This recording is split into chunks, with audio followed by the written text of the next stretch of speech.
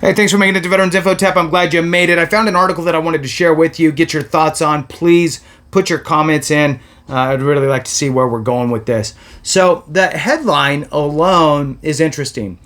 As recruiting rebounds, Army to expand basic training, rebuild for war. So this is in defensenews.com. It came out Sunday, August 4th, and I'm sharing it with you here today.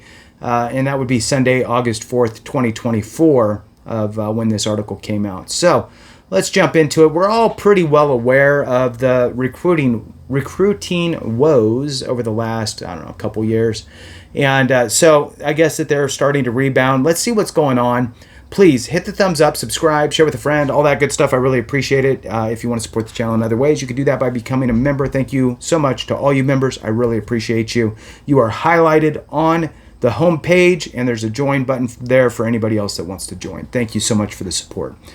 All right, so let's see. There's the increase in recruiting. The Army will expand its basic combat training in what its leaders hope reflects a turning point as it prepares to meet the challenges of future wars. It's like, I feel like it's just never ending. Future wars, and I still feel like, it's like we haven't even really finished. It's just nonstop. The added training will begin in October and comes as the Army tries to reverse years of dismal recruiting when it failed to meet its enlistment goals. The units in Oklahoma and Missouri will train as many as 4,000 recruits every year. Army leaders are optimistic they will hit their target of 55,000 recruits this year and say the influx of new soldiers forced them to increase the number of training sites.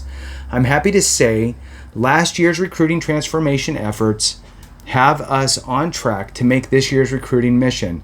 With thousands awaiting basic training in the next year, Army Secretary Warmoth said, adding, the 2 new locations, she said, is a way to get the soldiers trained and into units quickly, with further expansion likely next spring if our recruiting numbers keep improving. The expanded training is part of a broader effort to restructure the Army so it is better able to fight against a sophisticated adversary such as Russia or China. The U.S. military spent much of its past 2 decades battling insurgent groups in Iraq and Afghanistan rather than fighting a broader war with another high-tech, more capable nation. Brigadier General Walkowicz, that's a hard one, Walkawicz, head of operations for the Army Training and Doctrine Command, said there will be 2 new training companies at Fort Sill in Oklahoma and 2 at Fort Leonard Wood in Missouri. Driving the growth of the successful Future Soldier Prep Course, which was created at Fort Jackson, South Carolina in August 2022 as a new way to bolster enlistments. The program gives lower performing recruits up to 90 days of academic or fitness instruction to help them meet military standards and move on to basic training.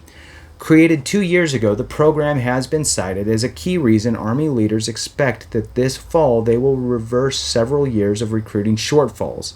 In the budget year that ended September 30th, the Army brought in a bit more than 50,000 recruits, falling short of the publicly stated stretch goal of 65,000.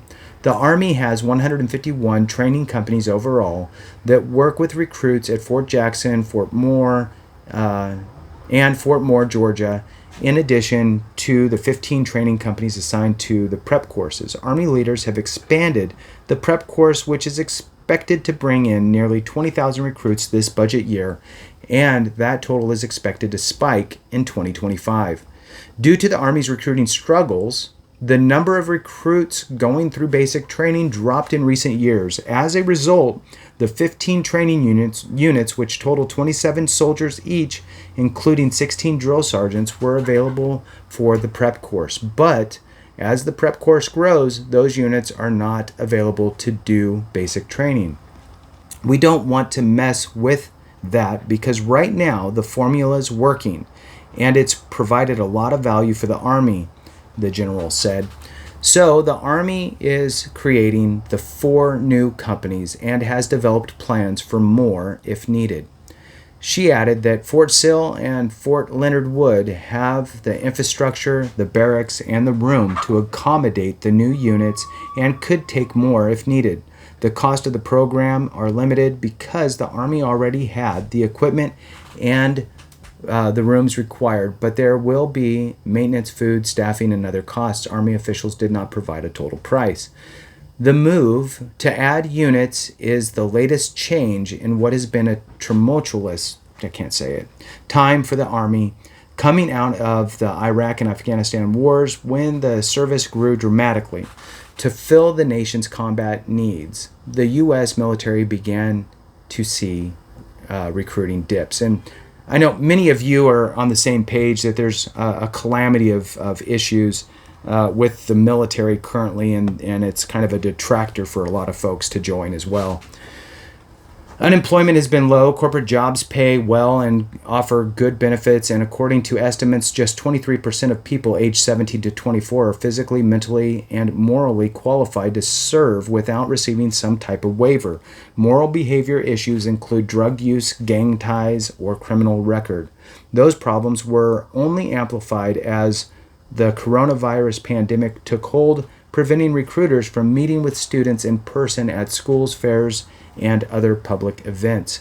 In 2022, the Army fell 15,000 short of its enlistment goal of 60,000, and the other services had to dig deep into their pools of delayed entry candidates in order to meet their recruiting numbers. Then, in 2023, the Army, Navy, and Air Force all missed their recruitment targets. The Marine Corps and the tiny Space Force have consistently hit their goals. It's a pull-up bar. I mean, I don't know. So look, the Marine Corps is a special beast, and it's not that big. You're not really, I think, branch shopping, right? I think that the other branches get a little bit of branch shopping more than the Marine Corps. If you're going to join the Marine Corps, that's what you're doing. If you're going to join the military, you might actually have a conversation with a couple different recruiters just to see. So, anyway, moving on. Partly in response to the recruiting shortfalls, Army leaders slashed the size of the force by about 24,000 or almost 5%.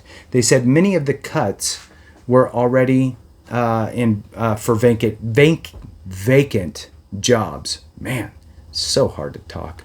All right, so with that, I'd love to get your thoughts on what's going on. I mean, obviously, fighting a war in Afghanistan, Iraq, those types of places is a different strategy than if you're fighting with a China or a Russia or something like that. So what are your thoughts with the direction? Is this a peek behind the curtain? Recruiting numbers, have obviously been slumped. Things look like they're turning around.